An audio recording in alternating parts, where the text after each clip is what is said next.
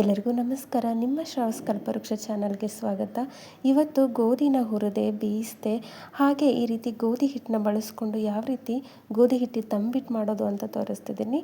ಮೊದಲಿಗೆ ಏನು ಬೇಕು ಅದನ್ನು ನೋಡ್ಕೊಂಡು ಬಿಡೋಣ. ನೋಡಿ, ನಾನಿಲ್ಲಿ 1 ಬೌಲ್ ಆಗುವಷ್ಟು ಗೋಧಿ ಹಿಟ್ಟನ್ನ ತೊಗೊಂಡಿದ್ದೀನಿ. ಅಂದರೆ ಚಪಾತಿ ಮಾಡ್ತೀವಲ್ಲ, ಅದೇ ನಾರ್ಮಲ್ ನಿಮ್ಮ ಕಡೆ ಯಾವುದಿದೆ ಅದೇ ಹಿಟ್ಟನ್ನ ಬಳಸ್ಕೊಳ್ಳಿ. 1 ಕಪ್ ಆಗುವಷ್ಟು, ಹಾಗೆ ಅರ್ಧ ಕಪ್ ಆಗುವಷ್ಟು ಬೆಲ್ಲ ತೊಗೊಂಡಿದ್ದೀನಿ. ಹಾಗೆ ಒಂದು 2ರಿಂದ 3 ಸ್ಪೂನ್ ಆಗುವಷ್ಟು ತುಪ್ಪ ಬಳಸ್ಕೊಂಡಿದ್ದೀನಿ.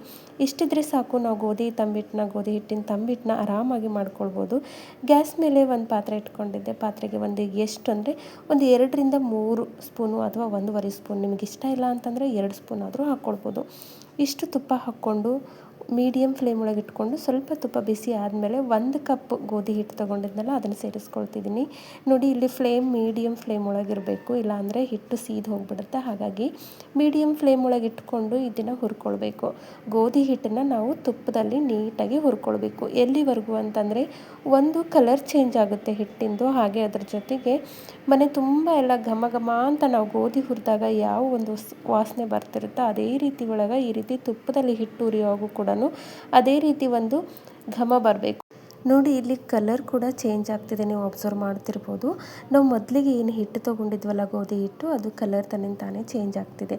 ಹಾಗಾಗಿ ಮೀಡಿಯಮ್ ಫ್ಲೇಮ್ ಒಳಗೆ ಇಟ್ಕೊಂಡು ಹುರ್ಕೊಳ್ಳಿ. ಹಾಗೆ ಪರಿಮಳ ಕೂಡ ಮನೆಯೆಲ್ಲ ಹರಡಬೇಕು, ಆ ರೀತಿ ಒಳಗಾಗೋವರೆಗೂ ಹುರ್ಕೊಳ್ಳಿ. ಹಾಗಂತ ಹೈ ಫ್ಲೇಮ್ ಇಟ್ರಿ ಅಂದರೆ ಸೀದು ಹೋಗೋ ಚಾನ್ಸಸ್ ಇರುತ್ತೆ. ಮೀಡಿಯಮ್ ಫ್ಲೇಮ್ ಒಳಗೆ ಇಟ್ಕೊಂಡೆ ಇದನ್ನು ಹುರ್ಕೊಳ್ಳಿ. ನೋಡಿ, ಕಲರ್ ಕೂಡ ಚೇಂಜ್ ಆಗಿದೆ. ಇವಾಗ ಪರ್ಫೆಕ್ಟಾಗಿ ನಮಗೆ ಬೇಕಾಗಿರ್ತಕ್ಕಂಥ ಗೋಧಿ ಹಿಟ್ಟಿನ ತಂಬಿಟ್ಟು ಮಾಡಲಿಕ್ಕೆ ಬೇಕಾಗಿರ್ತಕ್ಕಂಥ ಹಿಟ್ಟು ಪರ್ಫೆಕ್ಟಾಗಿ ರೆಡಿಯಾಗಿದೆ. ನೋಡಿ, ಇಲ್ಲಿ ಗೋಧಿನ ಹುರಿಬೇಕು ಅಥವಾ ಬೇಯಿಸ್ಕೊಂಡು ಬರಬೇಕು ಅಥವಾ ನಾವೇ ಬೇಯಿಸಬೇಕು ಅನ್ನೋ ಜಂಜಾಟ ಇರೋದಿಲ್ಲ. ಮನೆ ಒಳಗಿರ್ತಕ್ಕಂಥ ಒಂದು ಚಪಾತಿ ಹಿಟ್ಟನ್ನ ಅಂದರೆ ಗೋಧಿ ಹಿಟ್ಟನ್ನ ತೊಗೊಂಡು ಆರಾಮಾಗಿ ನಾವು ಬೇಕು ಅಂದಾಗ ತಂಬಿಟ್ಟನ್ನ ಈ ರೀತಿ ಮಾಡ್ಕೊಳ್ಬೋದು. ಇವಾಗ ಹಿಟ್ಟು ರೆಡಿಯಾಗಿದೆ, ಇದನ್ನು ಸ್ವಲ್ಪ ಆರಲಿ. ಇದ್ರ ಜೊತೆಗೆ ನಾವಿಲ್ಲಿ ಒಂದು ಪಾತ್ರೆನ ಗ್ಯಾಸ್ ಮೇಲೆ ಇಟ್ಕೊಂಡಿದ್ದೆ. ಯಾವ ಒಂದು ಕಪ್ಪಿಂದ ನಾನು ಗೋಧಿ ಹಿಟ್ಟು ತೊಗೊಂಡಿದ್ದೆ ಅದೇ ಕಪ್ಪಿಂದ ಅರ್ಧ ಕಪ್ ಆಗುವಷ್ಟು ಬೆಲ್ಲ ತೊಗೊಂಡಿದ್ದೀನಿ. ನೀವು ಸ್ವೀಟ್ ಕಡಿಮೆ ತಿಂತೀರಿ ಅಂತಂದರೆ ಸ್ವಲ್ಪ ಕಡಿಮೆ ತೊಗೊಳ್ಬೋದು, ಇಲ್ಲ ಅಂತಂದರೆ ಅರ್ಧ ಕಪ್ ಆಗುವಷ್ಟು ಬೆಲ್ಲ ಕರೆಕ್ಟಾಗಿರುತ್ತೆ. ಅದೇ ಕಪ್ಪಿಂದ ಅರ್ಧ ಕಪ್ ಆಗುವಷ್ಟು ನೀರು ಹಾಕ್ಕೊಳ್ತಿದ್ದೀನಿ. ಅಂದರೆ ಈ ಒಂದು ಗೋಧಿ ಹಿಟ್ಟಿನ ತಂಬಿಟ್ಟು ಕಟ್ಟಲಿಕ್ಕೆ ಸರಿಯಾದ ಒಂದು ಅಳತೆ ಅಂದರೆ 1 ಕಪ್ ಗೋಧಿ ಹಿಟ್ಟಿಗೆ ಅರ್ಧ ಕಪ್ ಬೆಲ್ಲ, ಅರ್ಧ ಕಪ್ ನೀರು ಸಾಕಾಗುತ್ತೆ. ಇಷ್ಟಿದ್ರೆ ಸಾಕು, ಗೋಧಿ ಹಿಟ್ಟಿನ ತಂಬಿಟ್ಟು ಆರಾಮಾಗಿ ನೀವು ಮಾಡ್ಕೊಳ್ಬೋದು. ಇವಾಗ ಗ್ಯಾಸ್ ಆನ್ ಮಾಡಿಕೊಂಡು ಸ್ವಲ್ಪ ಬೆಲ್ಲ ಕರಗಿಸ್ಕೊಳ. ಇಲ್ಲಿ ಯಾವುದೇ ರೀತಿ ಪಾಕ ಹಿಡಿತಿಲ್ಲ, ಜಸ್ಟ್ ಬೆಲ್ಲನ ಕರಗಿಸ್ತಿದ್ದೀನಿ. ಹಾಗೆ ಕೂಡ ಹಸಿ ನೀರು ಅಂದರೆ ತಣ್ಣೀರಲ್ಲಿ ಕೂಡ ನಾವು ಇದನ್ನು ಕರಗಿಸ್ಕೊಳ್ಬೋದು. ಬಟ್ ಈ ರೀತಿ ಒಂದು ಸ್ವಲ್ಪ ಬಿಸಿ ಮಾಡ್ಕೊಳ್ಳೋದ್ರಿಂದ ಒಂದು ಬೆಲ್ಲ ಬೇಗ ಕರಗುತ್ತೆ. ಅದರ ಜೊತೆಗೆ ಪಾಕನ ಸ್ವಲ್ಪ ನಾವು ಬಿಸಿ ಮಾಡೋದ್ರಿಂದ ಉಂಡೆ ಬೇಗ ಹಾಳಾಗೋದಿಲ್ಲ. ಅಂದರೆ ಗೋಧಿ ಹಿಟ್ಟಿನ ತಂಬಿಟ್ಟು ಬೇಗ ಹಾಳಾಗೋದಿಲ್ಲ. ಒಂದು 15ರಿಂದ 20 ದಿನ ಅಥವಾ 10 ದಿನ ಆದರೂ ಇಟ್ಕೊಂಡು ತಿನ್ಬೋದು ಆರಾಮಾಗಿ. ಅಂದರೆ ತಾಳುತ್ತೆ ಅನ್ನೋದಕ್ಕೋಸ್ಕರ ನಾನಿಲ್ಲಿ ಬಿಸಿ ಮಾಡಿ ಆ ಒಂದು ಬೆಲ್ಲನ ಕರಗಿಸಿ ಇಟ್ಕೊಂಡಿದ್ದೀನಿ ಅಷ್ಟೇ. ಬಿಸಿ ಆದರೆ ಸಾಕು. ಇವಾಗ ಹಿಟ್ಟು ಕೂಡ ನೋಡ್ತಿದ್ದೀರಲ್ಲ, ಕರೆಕ್ಟಾದ ಒಂದು ಅಳತೆಯಲ್ಲಿ ರೆಡಿಯಾಗಿದೆ. ಸ್ವಲ್ಪ ಆರ್ಲಿಕ್ಕೆ ಬಿಟ್ಟಿದ್ದೆ, ಹಿಟ್ಟು ಕೂಡ ಆರ್ಕೊಂಡಿದೆ. ಹಾಗೆ ನಾನು ಏನು ಬೆಲ್ಲ ಕರಗಿಸಿ ಇಟ್ಕೊಂಡಿದ್ನೆಲ್ಲ ನೋಡಿ, ಸ್ವಲ್ಪ ಬೆಲ್ಲ ಕರಗಾದ್ಮೇಲೆ ಗ್ಯಾಸ್ ಆಫ್ ಮಾಡಿಬಿಡಿ. ಯಾವುದೇ ಕಾರಣಕ್ಕೂ ಪಾಕ ಹಿಡಿಯೋದು ಬೇಡ. ಇವಾಗ ನೋಡಿ, ಬೆಲ್ಲನ್ನು ಕೂಡ ಒಂದು ಕರಗಿಸಿರ್ತಕ್ಕಂಥ ನೀರು ಕೂಡ ಆರಿಕೊಂಡಿತ್ತು. ಇವಾಗ ನಾನು ಅದನ್ನು ಜರಡಿ ಹಿಡ್ಕೊಳ್ತಿದ್ದೀನಿ. ಸ್ವಲ್ಪ ಏನಾದರೂ ಕಸ ಕಡ್ಡಿ ಇತ್ತು ಅಂತಂದರೆ ಹೋಗಿಬಿಡುತ್ತೆ ಅನ್ನೋದಕ್ಕೋಸ್ಕರ ಈ ರೀತಿ ಹಾಕ್ಕೊಳ್ತಿದ್ದೀನಿ. ಇದು ಕೂಡ ತಣ್ಣಗಾದ್ಮೇಲೆ ಹಾಕ್ಕೊಳ್ಬೇಕು. ನೋಡಿ, ಈ ರೀತಿ ನಿಮ್ಗೆ ಎಷ್ಟು ಬೇಕೋ ಆ ಒಂದು ಅರ್ಧ ಕಪ್ ಕರೆಕ್ಟ್ ಆಗುತ್ತೆ, ಆದರೂ ನೋಡ್ಕೊಂಡು ಹಾಕ್ಕೊಳ್ಳೋಣ. ಒಂದ್ಸರಿ ಕಲಿಸ್ಕೊಂಡು ಚೆಕ್ ಮಾಡ್ಕೊಳ್ಳಿ. ನೋಡಿ, ಈ ರೀತಿ ಕಲಿಸಿದಾಗ ನಮಗೆ ಕನ್ಸಿಸ್ಟೆನ್ಸಿ ಗೊತ್ತಾಗುತ್ತೆ. ಹಾಗಾಗಿ ಒಂದ್ಸರಿ ಈ ರೀತಿ ಅರ್ಧ ಹಾಕ್ಕೊಂಡು ಕಲಿಸ್ಕೊಳ್ಳಿ. ಇನ್ನೂ ಬೇಕು ಅಂದರೆ ಹಾಕ್ಕೊಳ್ಳೋಣ. ನೋಡಿ, ಇನ್ನೂ ಬೇಕು ಅನಿಸುತ್ತೆ, ಹಾಗಾಗಿ ಮತ್ತೊಂದು ಸರಿ ನಾನು ಸ್ವಲ್ಪ ಬೆಲ್ಲದ ನೀರನ್ನ ಹಾಕ್ಕೊಳ್ತಿದ್ದೀನಿ. ನೋಡಿ, ನೆನಪಿರಲಿ, ಇದು ಪಾಕ ಅಲ್ಲ, ಜಸ್ಟ್ ಬೆಲ್ಲದ ನೀರನ್ನ ಬಿಸಿ ಮಾಡ್ಕೊಂಡಿದ್ದೀನಿ. ಬೆಲ್ಲ ಕರಗೋವರೆಗೂ ಮಾತ್ರ ಒಂದು ಸ್ವಲ್ಪ ಮೀಡಿಯಮ್ ಫ್ಲೇಮ್ ಒಳಗೆ ಇಟ್ಕೊಂಡು ಕರಗಿಸ್ಕೊಂಡಿದ್ದೀನಿ. ಈ ರೀತಿ ಮಾಡೋದ್ರಿಂದ ತಂಬಿಟ್ಟು ಸ್ವಲ್ಪ ಒಂದು ವಾರ ಅಥವಾ 8 ದಿನ ನಾವು ಇಟ್ಕೊಂಡು ತಿನ್ಬೋದು ಅನ್ನೋದಕ್ಕೋಸ್ಕರ. ನೀವು ಹಸಿ ನೀರಲ್ಲಿ ಕೂಡ ಅಂದರೆ ತಣ್ಣೀರಲ್ಲಿ ಕೂಡ ನೀವು ಬೆಲ್ಲನ ಕರಗಿಸ್ಕೊಂಡು ಹಾಕ್ಕೊಳ್ಬೋದು. ಇವಾಗ ನೋಡಿ, ಕರೆಕ್ಟಾಗಿ 1 ಕಪ್ ಹಿಟ್ಟಿಗೆ ಅರ್ಧ ಕಪ್ ಬೆಲ್ಲದ ನೀರು ಕರೆಕ್ಟ್ ಆಗುತ್ತೆ. ಎಲ್ಲನೂ ನಾನು ಹಾಕ್ಕೊಂಡು ಸ್ಟ್ರೈನ್ ಮಾಡಿಕೊಂಡು ಇವಾಗ ಕಲಿಸ್ಕೊಳ್ತಿದ್ದೀನಿ. ತೋರಿಸ್ತೀನಿ ನಿಮಗೆ ಎಷ್ಟು ಕರೆಕ್ಟಾದ ಅಳತೆ ಅಂತಂದರೆ 1 ಕಪ್ ಗೋಧಿ ಹಿಟ್ಟಿಗೆ ಅರ್ಧ ಕಪ್ಪು ಬೆಲ್ಲ, ಅರ್ಧ ಕಪ್ ನೀರು ಹಾಕ್ಕೊಂಡು ನೀವು ಬೆಲ್ಲನ ಕರಗಿಸ್ಕೊಂಡು ಹಿಟ್ಟನ್ನ ಕರೆಕ್ಟಾಗಿ ಹುರ್ಕೊಂಡು ಹಾಕ್ಕೊಂಡು ರೆಡಿ ಮಾಡಿಕೊಂಡ್ರೆ ಪರ್ಫೆಕ್ಟಾಗಿರ್ತಕ್ಕಂಥ ಗೋಧಿ ಹಿಟ್ಟಿನ ತಂಬಿಟ್ಟು ರೆಡಿಯಾಗಿರುತ್ತೆ.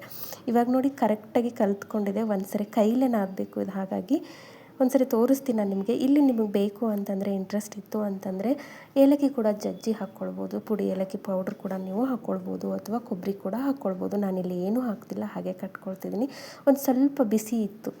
ಹಿಟ್ಟನ್ನ ಎಷ್ಟೇ ಆರಿಸಿದ್ವಿ ಅಂತಂದರೂ ಬೆಲ್ಲ ಒಂದು ಪಾಕನೂ ಸ್ವಲ್ಪ ಬಿಸಿ ಇತ್ತು. ಹಾಗಾಗಿ ಒಂದು ಸ್ವಲ್ಪ ಕೈಗೆ ನೀರು ಹಚ್ಕೊಂಡು ಈ ರೀತಿ ನಾದ್ಕೊಳ್ತಿದ್ದೀನಿ. ಬಿಸಿ ಇರಲಿ ಬಿಸಿ ಇಲ್ಲದೇ ಇರಲಿ ಸ್ವಲ್ಪ ಕೈನ ನೀವು ಒದ್ದೆ ಮಾಡಿಕೊಂಡು ಈ ರೀತಿ ನಾದ್ತಾ ಹೋಗಿ ನೋಡಿ. ಒಂದು ಸ್ವಲ್ಪನೂ ನೀರು ಹಾಕಿಲ್ಲ, ಅದೇ ಒಂದು ಬೆಲ್ಲದ ಪಾಕದಲ್ಲೇ ಈ ರೀತಿ ಕನ್ಸಿಸ್ಟೆನ್ಸಿ ರೆಡಿಯಾಗಿರುತ್ತೆ.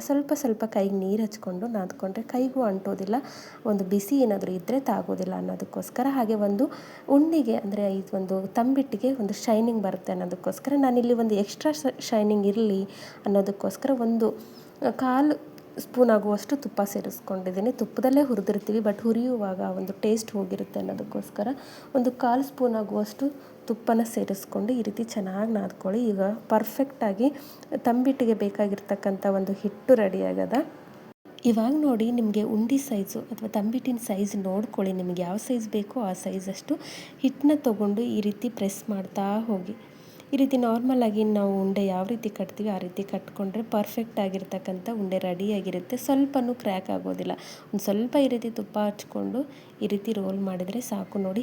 ಪರ್ಫೆಕ್ಟ್ ಆಗಿರ್ತಕ್ಕಂಥ ಒಂದು ಗೋಧಿ ಹಿಟ್ಟಿನ ತಂಬಿಟ್ಟು ರೆಡಿಯಾಗಿರುತ್ತೆ. ಎಷ್ಟು ಈಸಿ ಅಲ್ವಾ. ಗೋಧಿ ಹಿಟ್ಟಿನ ತಂಬಿಟ್ಟು ಅಂದರೆ ಗೋಧಿ ಹುರಿಲೇಬೇಕು, ಗಿರಣಿಗೆ ಹಾಕಿಸ್ಕೊಂಡು ಬರಬೇಕು ಅನ್ನೋ ಜಂಜಾಟ ಇರೋದಿಲ್ಲ. ಒಂದ್ಸರಿ ಈ ರೀತಿ ಟ್ರೈ ಮಾಡಿ ನೋಡಿ. ಹಬ್ಬಕ್ಕೆ ಅಗದಿ ಈಸಿಯಾಗಿರ್ತಕ್ಕಂಥ ಒಂದು ರೆಸಿಪಿ.